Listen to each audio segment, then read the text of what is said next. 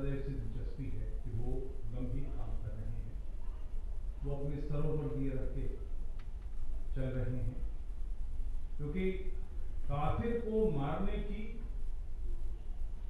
आयत बिल्कुल स्पष्ट सामने नहीं, मगर मुर्तद को देखते ही मार दे, ये धर्म है।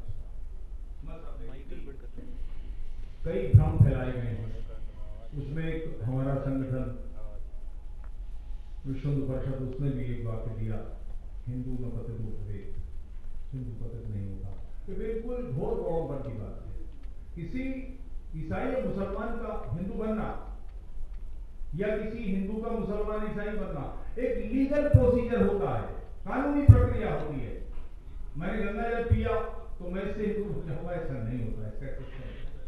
और भारत में केवल दो संगठनों को, आर्य समाज को और हिंदू महासभा, इन दो को शुद्ध ब्रिटिश पीरियड से व्यवस्था चली आ रही है। तो उसमें एक समस्या आती, लोग कहते हैं कि आप किस जाति में लेंगे, तो हिंदू महासभा के आचार्यों ने इसको तय किया कि जो शुद्ध कराएगा वो अपना गोत्र नाम देगा। समस्या है ही गोत्र नाम नहीं, तो अंधेरे में मणि हाथ लग जाती है, ऐसा मैं कहना। मैं जयपुर डायलॉग में वक्ता के नाते था, मेरे पास फोन आया कि मैं घर वापसी कर रहा हूं, मुझे गोत्र डाल दीजिए। मैंने कहा नतीजा तो उसने कहा मैं आपको पिता की तरह समझता हूं, मानता हूं, आपका गोत्र मेरा गोत्र। समीर ने अपना नाम सिद्धार्थ चतुर्वेदी रखा। This God deserve standing ovation, इसे खड़े होकर स्वीकार कीजिए। समीर आप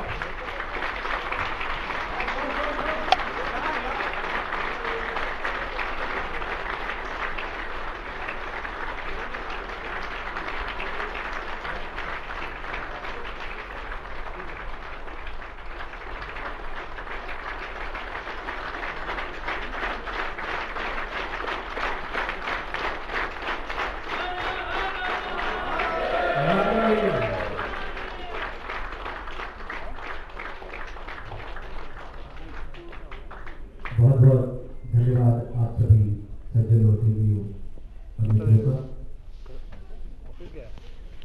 मैं सर्वप्रथम तो मेरे पिता तुल्य श्री विजय कृष्ण चतुर्वेदी जी और सुपर चतुर्वेदी जी का हार्दिक धन्यवाद करता हूँ कि इन्होंने मुझे एक अंधेरे से निकाल करके एक ऐसे अता प्रकाश में लाकर खड़ा कर दिया है जहां मैं आप जैसे हीरे और नगीने देखता हूं।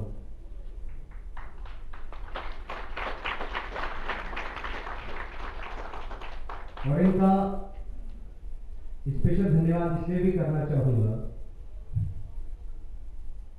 कि वर्ष 2018 के अंत में जब मैंने घोषणा की कि आज से मैं मुस्लिम नहीं हूं और मैं इस्लाम धर्म को नहीं मानता, तो उसके बाद से काफी समय तक मैं छुप करके काम करता रहा, क्योंकि जैसा कि दादा ने बताया कि एक मुर्तद को ये कहने की इजाजत कतई नहीं है कि आप 1400 वर्ष पूर्व आए एक, माफी चाहता हूं ऐसे शब्द का मैं प्रयोग कर रहा हूं, माता बहने भी है, लेकिन मैं मजबूर हूं क्योंकि उसके लिए मेरे पास ऐसे ही वक्त, ऐसे ही जो वर्ड हैं, ऐसे ही शब्द हैं, क्योंकि उसके कृत्य ऐसे हैं। तो 1400 वर्ष पूर्व एक बलात्कारी व्यक्ति जो आया था, जिसने पूरे संसार को एक ऐसे अंधकार में डालने का काम किया, अपनी काम इच्छा को पूर्ण करने के लिए ऐसी ऐसी शिक्षाएं दी कि आज उसको मानने वाला प्रत्येक व्यक्ति माता और बहनों को खेती समझता है और उनको केवल इस्तेमाल की, प्रयोग करने की वस्तु समझता है और उनको मारना और पीटना भी मर्दान की समझता है। जब ये चीजें मैंने गौर की तब तो मुझे आभास हुआ कि ये व्यक्ति ईश्वर का कोई दूत, प्रॉफिट तो होना तो बहुत दूर की बात, ये शायद अगर हमारे आज के समय में हुआ होता तो शायद इसको 3 बार फांसी दी जाती।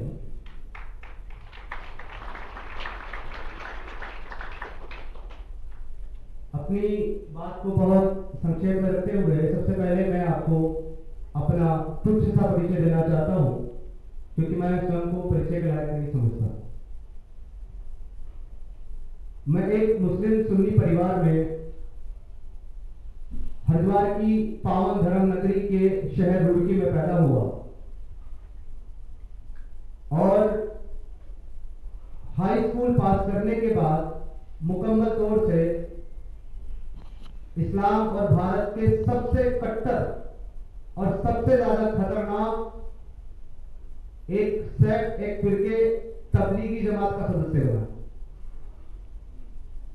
और तबलीगी जमात में कार्य करते हुए मैंने इस्लामिक स्क्रिप्चर और उनकी पुस्तकों को पढ़ने का जो कार्य शुरू किया। परंतु मेरी गलती यह थी कि मैंने बचपन से कुरान ना पढ़ करके पहले स्कूली शिक्षा ले ली थी, जहां मेरे गुरुजनों ने मुझको बताया कि मानवता, इंसानियत, धर्म, कर्म, प्रेम, सौहार्द क्या चीज होती है, तो कुरानी शिक्षा मुझे नहीं भाई।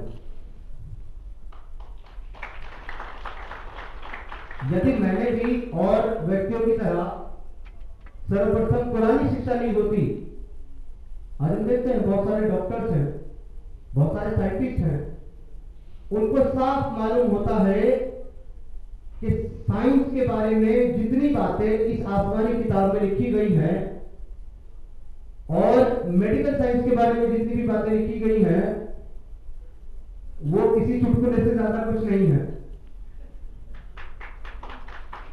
परंतु फिर भी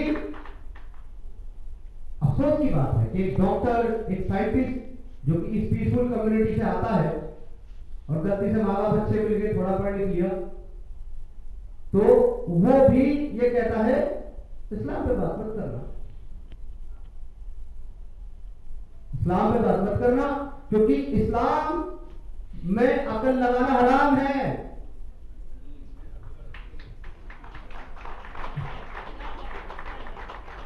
इस्लाम में अकल लगाना हराम है। एक आलिम, एक स्कॉलर गुजरे हैं इस्लाम के,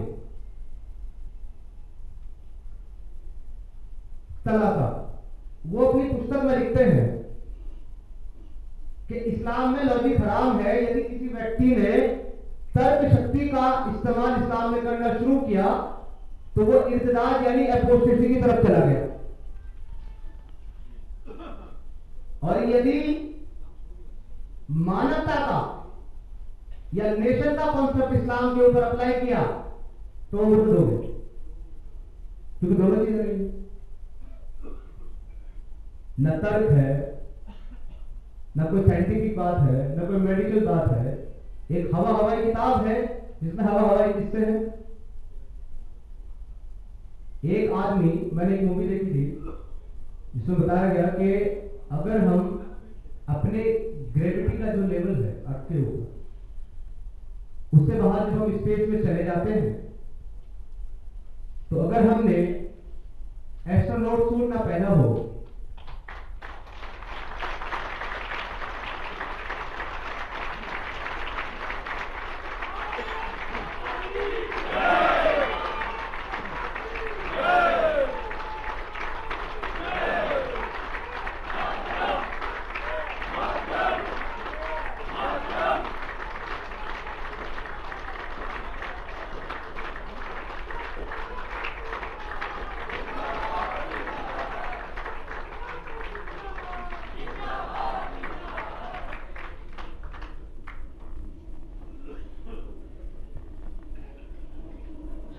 बहुत बहुत धन्यवाद हमारे गुरुजी, स्वामी जी, यति महाराज जी का और आप सभी का भी।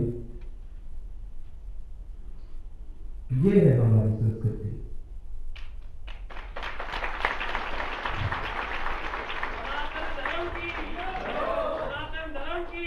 जय जय, हर हर महादेव।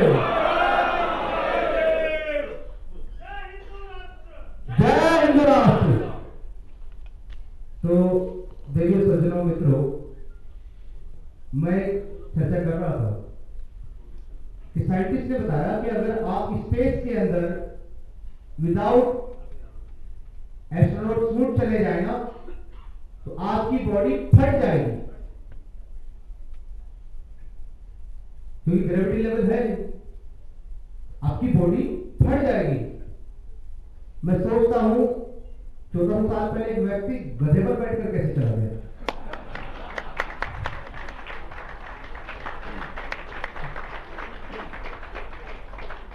ये है कुरानी साइंस।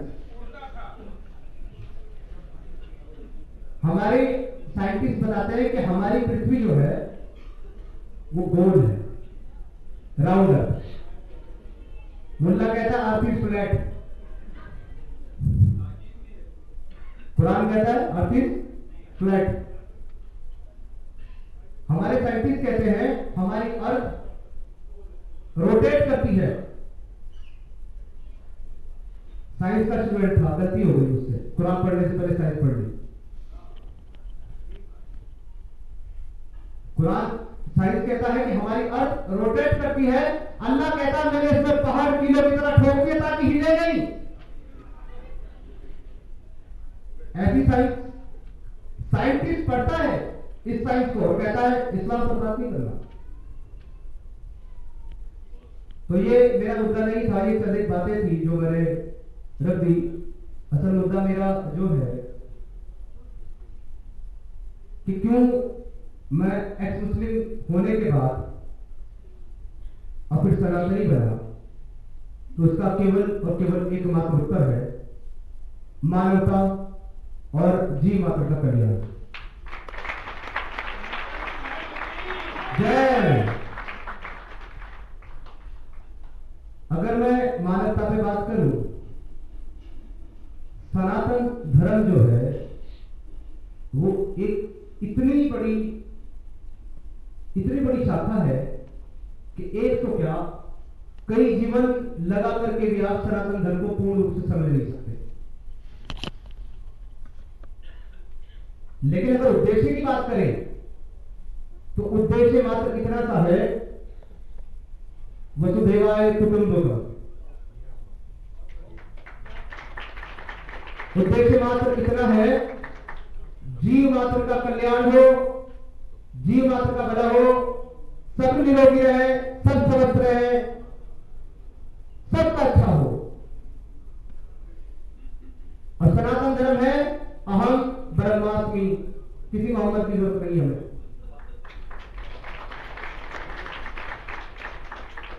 हमें किसी मोहम्मद की जरूरत नहीं है। उस परम ब्रह्म को समझने के लिए हम उसी का अंश है, आत्मा और परमात्मा। परमात्मा यानी परम आत्मा और एक आत्मा यानी कि सीधा सा कॉन्सेप्ट है कि जीवन मृत्यु से परे, बार बार जन्मने वाली तब तक जब तक के अपने जीवन का उद्देश्य पूर्ण ना कर ले। जिस दिन पूर्ण कर लेगी आत्मा अपने जीवन का उद्देश्य, उस दिन परमात्मा से मिल जाएगी। हमें किसी जन्नत की जरूरत नहीं है, हमें कोई 72 होने नहीं चाहिए जो कि बॉडी पर बॉम्ब मारकर फटने से मिलती हो। केवल मानवता ही सबसे बड़ा धर्म है और यही सनातन का उद्देश्य है। लेकिन अगर मैं इसके बरक्स बात करूं इस्लाम की, क्योंकि मैं इस्लाम को बहुत बारीकियों से मैंने पढ़ा और समझा और तकरीबन अपने जीवन के 14 से 16 साल तक मैं तबलीगी जमात का हिस्सा रहा। और आप यकीन नहीं करेंगे कि तबलीगी जमात में जो 10-12 लोगों की टीम होती है, उनके ऊपर एक उनका अमीर होता है जिसको बोलते हैं वो कमांडर। मैं 4 साल वहां की 2 जमातों का कमांडर था और मैंने अपने जीवन में 11 बार 40 दिन करके तबलीगी जमात में लगाए और 3 बार 4 बार में, यानी कि 4 मंथ 1 टाइम में 3 बार। जी आपने बिल्कुल सही बात कही। ये आप कह सकते हैं मैंने जाया कर दिया। मैं कहता हूं मैंने सक्सेसफुल बनाया, तभी तो इनकी जड़ें खोद रहा हूं।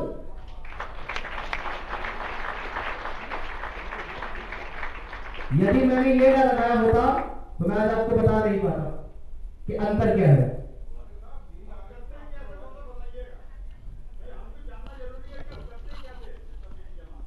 हाँ जी, मैं ये अच्छा प्रश्न है, इसका भी मैं आपको उत्तर दूंगा। अभी बात जो है मैं मानवता की कर रहा था, तो यदि इस्लाम में आप मानवता ढूंढेंगे 6663 आयतें कुरान के अंदर मौजूद हैं। मैं अपने पीसफुल कम्युनिटी वाले भाइयों से पूछता हूं, एक सिंगल आयत मुझे दिखा दे जो मानवता की बात करती हो।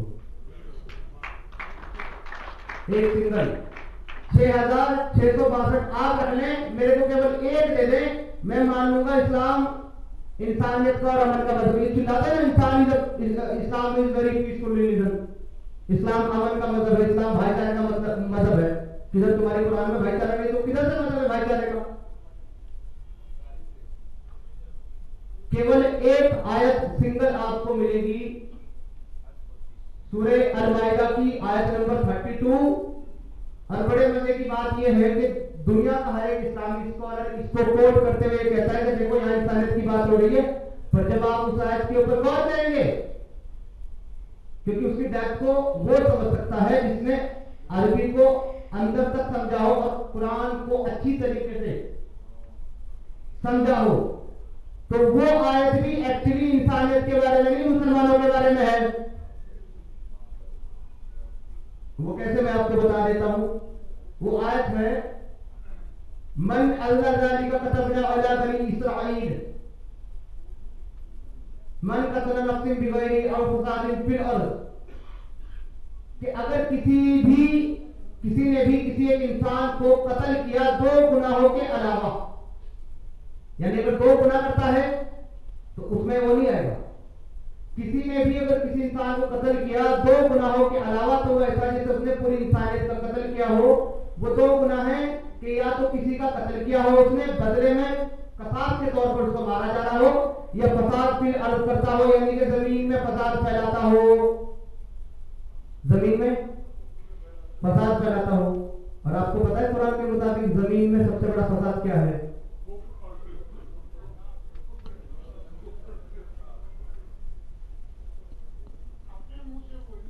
तो जो कुफ्र है, अल्लाह के सिवा किसी और की इबादत करना, ये जमीन का सबसे बड़ा फसाद है। तो अगर किसी कुफ्र करने वाले को मारोगे तो इंसानियत का कत्ल नहीं किया तुमने, यानी मुसलमानों के लिए भी, ये भी मुसलमान। भाई मुशरिक कौन होगा? जो अल्लाह के सिवा किसी और की इबादत करे वो मुशरिक, और जो अल्लाह के साथ किसी और को, अल्लाह की बात को ना माने, मोहम्मद को ना माने, वो काफिर। और जिसने कुफ्र किया और जिसने शिर्क किया उसने जमीन में फसाद फैलाया, जो लिहाजा उसको मारा तो इंसानियत का कत्ल नहीं है। केवल जो शिर्क ना करता हो और जो कुफ्र ना करता हो उसको मारा तो इंसानियत का कत्ल। वो कौन है? जो शिर्क नहीं करता। तो ये आयत भी एक ले दे के 3 के बाद वो भी खत्म।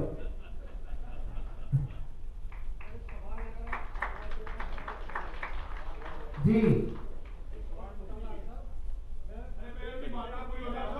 मैं थोड़ा सा इसको कंप्लीट कर लूं, फिर मैं, उन्होंने पूछा था मुझसे प्रश्न के तबलीग जमात में क्या करते थे, फिर आपका भी प्रश्न मैं ले लूंगा। अच्छा, ये इसमें एक और सबसे बड़ी प्रॉब्लम ये है शायद के अंदर कि इसमें शुरू में ही कहा, इसमें एक्चुअली ये नहीं बताया जाए तुमने ऐसा करना। इसमें ये जो पुरानी अल्लाह है, ये पिछली किसी किताब में कहीं भी बात का प्रायश्चित कर रहा है, पश्चाताप कर रहा है कि मैंने क्यों कह दिया। क्योंकि जब बात शुरू होती है तब ये कहा जाता है मन अल्लाह ज़ालिका कतबना अला बनी इस्राईल, कैसे हमने बनी इस्राईल को कहा था, मोहम्मद को नहीं कहा था, मुसलमानों को नहीं कहा, यहूदियों को कहा था। अगर तुमने किसी को मारा तो बड़े इंसान को मारा, अगर वो जमीन में फसादा फैलाता हो तो उसका पश्चाताप करते हुए अब 33 में जब आ जाता है, 5 की जब 33 में आता है तब कहता है, और युहारिबून का लफ्ज इस्तेमाल करता है। पूरी आयत में आपको पढ़ के बताता हूं, मेरे माइंड से निकल गई, सॉरी। थोड़ा सा मैं आपको इसके बारे में बता देता हूँ कि इसमें क्या कह रहा है। एक्चुअली इसमें 32 के ठीक बाद 33 आती है। 33 में ये 32 की गलती को सुधार करके ये कह रहा है कि मैंने ऐसा कहा था, परंतु अब आपको 33 को फॉलो करना है।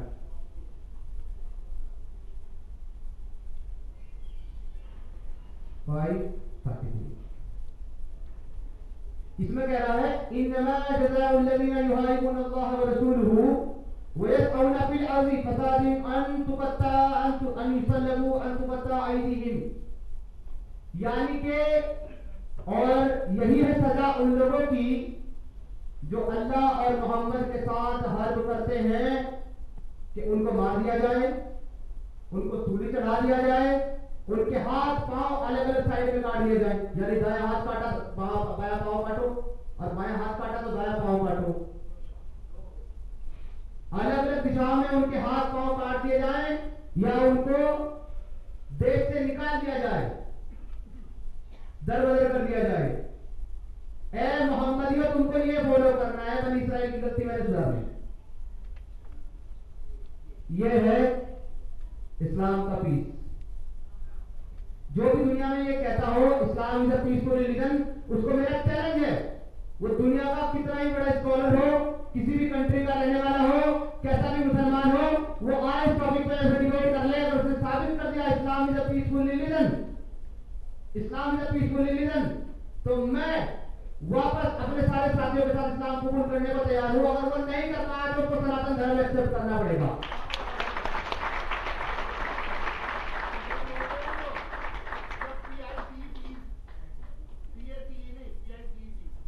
जी, टुकड़े टुकड़े गए।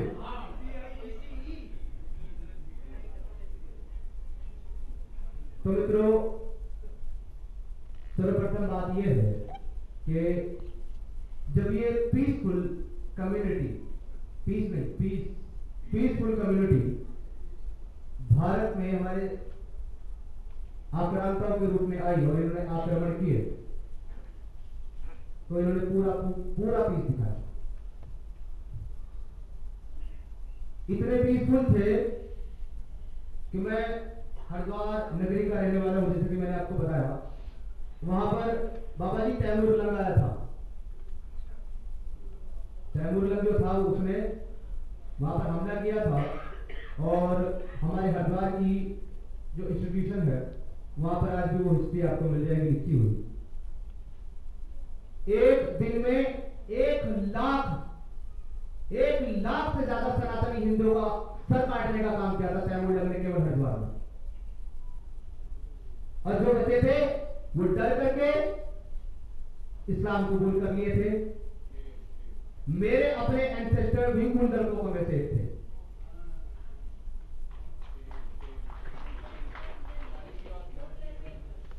जो तलवार के डर से इस्लाम को कबूल किए, मेरे अपने एंसेस्टर भी उनमें से एक थे।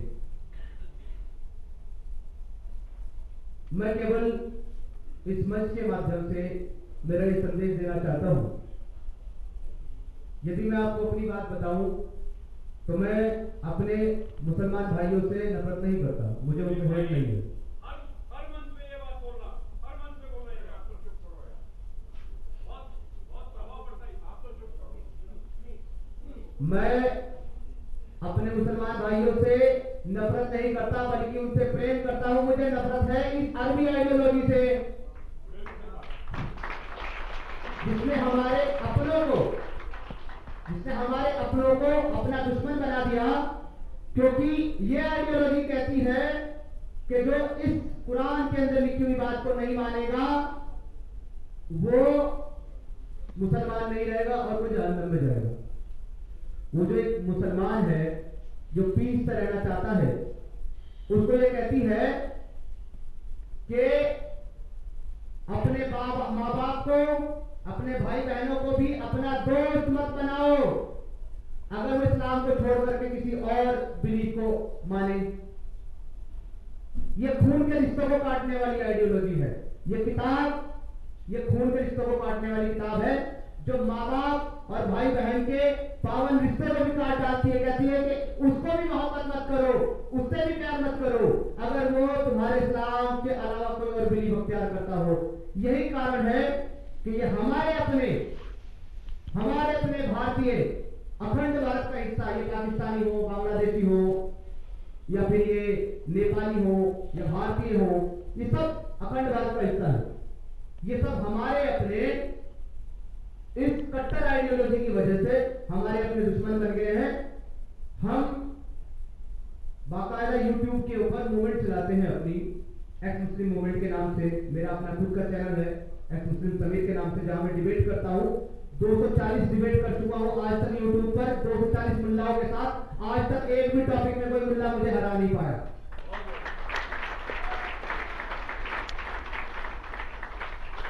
और टीवी चैनल जितने भी है, न्यूज नेशन हो, इंडिया टीवी हो, सब जगह जाकर के हमने जो है इन मुल्लाओं के छक्के छुड़ाए हैं।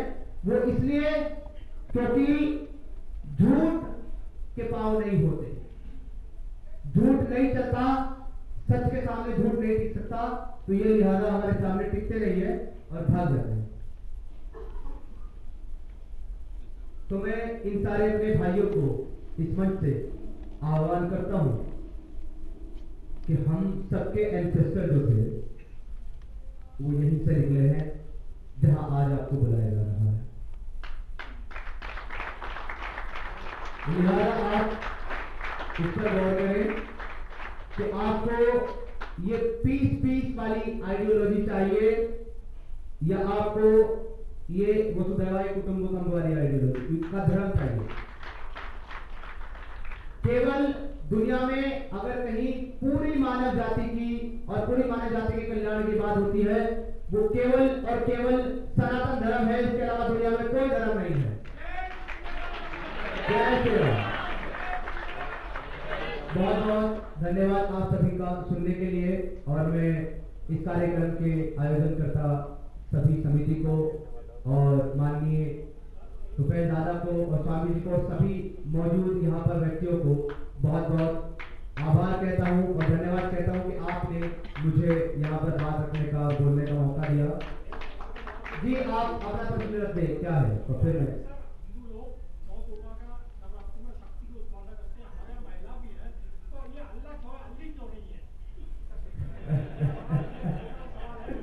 इसका जवाब आपको कुरान में मिलेगा।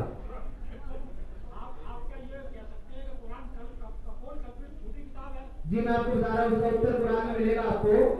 कुरान में ये अल्लाह कहता है, जी मैं बता रहा हूं ना क्यों कहता है। हाँ मैं बता रहा हूँ, इसका उत्तर दे रहा हूं आपको। कुरान में ये अल्लाह कहता है कि मैं बेटा कैसे पैदा कर सकता हूं, मेरी तो कोई बीवी नहीं है। वो कह रहा है बिना बीवी के मैं बेटा पैदा नहीं कर सकता, लेकिन मरियम बिना बाप के बेटा पैदा कर सकती है। वो अल्लाह से ज्यादा पावरफुल है। धन्यवाद।